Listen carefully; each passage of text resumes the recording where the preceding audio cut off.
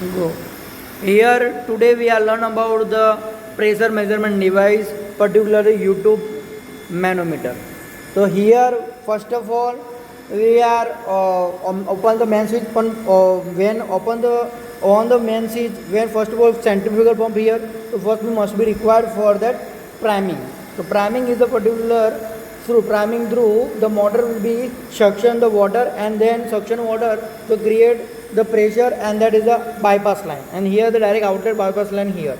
So was the bypass valve to control the here the pressure of here YouTube pressure, that both valve will be open and that will be pressure here, so that the pressure measurement device here and to both line the inlet here to outlet. The first is the inlet and that is the outlet, that is the orifice meter, that is the orifice meter. Here the both diameter same and center is diameter the orifice plate here. So that these two difference, that both line, that is inlet level, that is YouTube, and that is the here value of YouTube here the 14.5 centimeter, and here the second H2 here the 6.9, that is 6.9.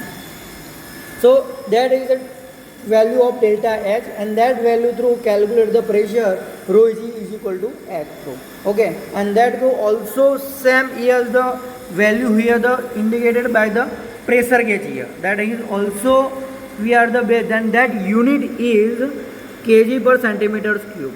Okay, kg per centimeter cube, and that is also value of the pressure gauge, and we are check the here pressure and here value are what value, and that also here available the vacuum gauge. The vacuum gauge used generally when they require the suction line, that time the value will be goes to the negative side to positive side.